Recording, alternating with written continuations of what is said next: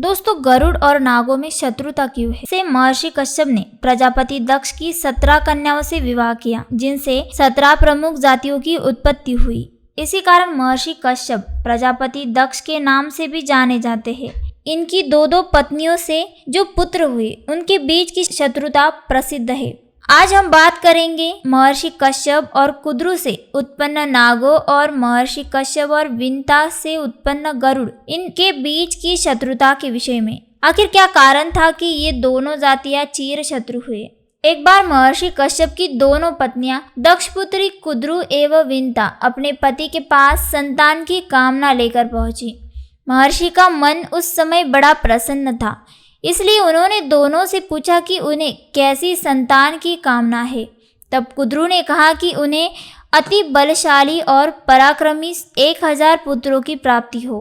विंता ने कहा कि उन्हें केवल 2 पुत्र ऐसे चाहिए जो कुद्रु के 1000 पुत्रों पर भारी पड़े। महर्षि कश्यप ने उन्हें वो वरदान दे दिया। समय आया और कुद्रु ने 1000 अंडों का और विंता ने 2 अंडों का प्रसव किया। कुद्रु के पुत्र पहले जन्मे। 1000 अंडों से 1000 महान नागों की उत्पत्ति हुई। इनमें से शेषनाग सबसे श्रेष्ठ एवं वासुकी दूसरे पुत्र थे। इन 1000 पुत्रों से 1000 नागकुल चले, जिनमें से 8 नागकुल सर्वाधिक प्रसिद्ध हुए। उन 8 महान नागों के बारे में यहाँ देख सकते हैं। विंता ने कुद्रु को माता बनने पर बधाई दी और अपने अंडों से बच्चों के बाहर आने की प्रतीक्षा करने लगी। बहुत काल बीत गया और कुद्रु के पुत्र बड़े भी हो गए, किंतु विंता के अंडों से प्रसव नहीं हुआ। अधीर होकर विंता ने स्वयं समय से पहले ही उनमें से एक अंडे को तोड़ दिया। उसमें से अरुण की उत्पत्ति हुई, जिनका आधा शरीर तो विकसित हो गया, किंतु आधा शरीर समय से पहले अंडे को फोड़ दिया, इसलिए अपूर्ण रह गया। स्वयं को इस प्रकार अपूर्ण देखकर अरुण बड़े दुखी हुए और उन्होंने अपनी माता विंता को श्राप दे दिया कि आपने केवल माता कुद्रु से ईर्ष्या के कारण मुझे समय से पहले अंडे से बाहर आने को विवश कर दिया। इसी कारण आपको भी उन्हीं कुद्रु की दासी बनना पड़ेगा।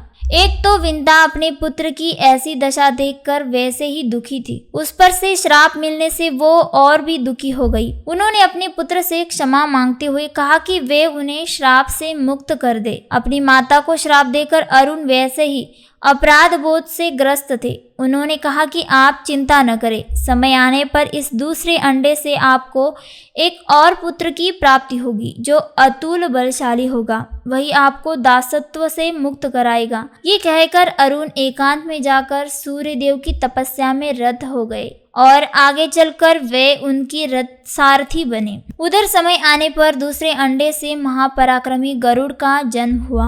उसे देखकर विंता की प्रसन्नता का ठिकाना न रहा, किंतु अरुण का श्राप तो फलीभूत होना ही था। एक दिन कुद्रु और विंता भ्रमण कर रही थी कि उनकी दृष्टि आकाश मार्ग से जाते हुए उच्चेश्वा अश्व पर पड़ी। उसका रंग पूर्णतः श्वेत था, जिसे विंता ने कुद्रु को बताया। इस पर कुद्रु ने कहा कि उसकी पूंछ काली थी। इसी बात पर दोनों में शर्त लग गई कि हारने वाली को जीतने वाले की दासी बनना पड़ेगा। दोनों कल पुनः उच्चेश्वा को देखने को कहकर चली गई। कुद्रु को ये पता था कि उच्चेश्वा की पूंछ काली नहीं है, इसलिए उसने अपने पुत्र से कहा कि वे उस अश्व की पूंछ से लिपट जाएं। दूर से विंता को कुछ समझ नहीं आएगा और कुद्रु शर्त जीत जाएगी, किंतु शेषनाग, वासुकी और कुछ और नागों ने ऐसा छल करने से मना कर दिया। तब कुद्रु ने अपने पुत्रों को ही श्राप दे दिया कि जो उसकी बात नहीं मानेगा वो भविष्य में जन्मेजय के सर्प यज्ञ में भस्म हो जाएगा। शेषनाग, वासुकी और कुछ अन्य नागों ने उस श्राप के बाद भी माता के छल का साथ नहीं स्वीकारा, पर कुछ पुत्रों ने डर से उनकी बात मान ली। अगले दिन कुद्रु के पुत्र उच्चेश्वा की पूंछ से लिपट गए और दूर से विंता को ऐसा लगा कि उसकी पूंछ काली है। विंता ने अपने हार को स्वीकार कर लिया और कुद्रु की दासी बन गई। कुद्रु भी प्रसन्नता पूर्वक उससे दासियों जैसी ही आचरण करना आरंभ कर दिया। जब गरुड़ ने अपनी माता की ऐसी दशा देखी तो बड़े दुखी हुए। उन्होंने अपनी माता से इसका उपाय पूछा। तब विंता ने कहा कि जब तक कुद्रू स्वयं उसे दासत्व से मुक्त ना करे तब तक वो उसकी दासी बनने के लिए विवश है। तब गरुड़ अपने विमाता कुद्रू के पास गए और उनसे प्रार्थना की कि वे उनकी माता को दासत्व से मुक्त कर दे। कुद्रू ने सोचा कि अपने पुत्रों को अमर करने के लिए यही मौका ठीक है। उसने गरुड़ से कहा कि यदि वो उनके पुत्रों के लिए अमृत ले आए तो वो उसकी माता को दासत्व से मुक्त कर देगी। ये सुनकर गरुड़ ने विमाता की बात मान ली और अपने पिता के पास जाकर पूछा कि अमृत कहाँ मिलेगा। तब महर्षि कश्यप ने उन्हें बताया कि अमृत देवलोक में है, किंतु उसे लाना अत्यंत दुष्कर है। इसी पर भी गरुड़ अमृत लाने देवलोक चले गए। वहां पहुंचकर उन्होंने देखा कि अमृत तो कड़े पहरे में रखा गया है। उन्होंने सभी देवताओं को युद्ध के लिए ललकारा और सबको परास्त कर अमृत कलश को लेकर उड़ चले। उधर जब देवराज इंद्र को ये सूचना मिली तो उन्होंने मार्ग में ही गरुड़ को रोक लिया। दोनों में घोर युद्ध हुआ और अंत में इंद्रदेव ने गरुड़ पर अपने वज्र से प्रहार किया, किंतु महाबलशाली गरुड़ ने उस प्रहार को भी सह लिया। ये देखकर इंद्र बड़े प्रसन्न हुए और उन्होंने गरुड़ से मित्रता कर ली। इंद्र ने गरुड़ से पूछा कि उन्हें अमृत क्यों चाहिए। इस पर गरुड़ ने उन्हें पूरी बात बताई। तब इंद्र ने कहा कि कुद्रू के पुत्र दुराचारी है, यदि अमृत उनके हाथ लग गया तो वे इसका दुरुपयोग करेंगे। तब गरुड़ ने कहा कि हे इंद्रदेव,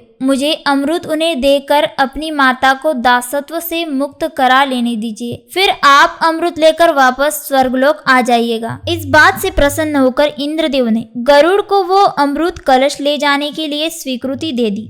गरुड़ अमृत कलश लेकर आए और उस कलश को कुश के एक आसन पर रख दिया। ये देखकर कुद्रू ने विंता को दासत्व से मुक्त कर दिया। जब नाग अमृत पान के लिए आगे बढ़े तो गरुड़ ने कहा कि उन्हें इस पवित्र अमृत का पान करने से पहले स्नान करना चाहिए। नागों को ये बात जची और वे स्नान करने के लिए चले गए। इंद्रदेव इसी मौके की प्रतीक्षा में थे। उन्होंने अमृत कलश उठा लिया और वापस स्वर्गलोक चले गए। गरुड़ की चतुराई देखकर इंद्र ने उनसे वरदान मांगने को कहा तो गरुड़ ने उनसे वरदान मांगा कि आज से नाग ही उनका भोजन हो। उधर जब नाग स्नान कर वापस आए तो अमृत को ना देख कर बड़ा पछताए। वे समझ गए कि उनकी माता के छल के कारण उनके साथ भी छल हो गया। ये सोचकर कि कदाचित कुश पर अमृत की कुछ बूंदें गिर गई हो, नाग ने उसे चाटना शुरू कर दिया। कुश की धार से उनकी जीभ के 2 टुकड़े हो गए। यही कारण है कि आज भी नागों की जीभ 2 भागों में विभक्त होती है। बस यही से नागों और गरुड़ में घोर शत्रुता उत्पन्न हो गई। नागों ने गरुड़ को युद्ध में भी परास्त करना चाहा, किंतु इंद्र के वरदान के कारण वे उनका भोजन बनने लगे। तब नाग अपने प्राण बचाने के लिए पृथ्वी और पाताल में इधर उधर छुपने लगे। शेषनाग और वासुकी जैसे कुछ सात्विक नाग पहले ही श्री हरि और महादेव की शरण में चले गए थे। वासुकी के नागराज बनने के बाद उन्होंने गरुड़ से इस परस्पर विरोध को समाप्त किया, किंतु बाकी नागों के साथ तो गरुड़ की शत्रुता पूर्ववत बनी रही।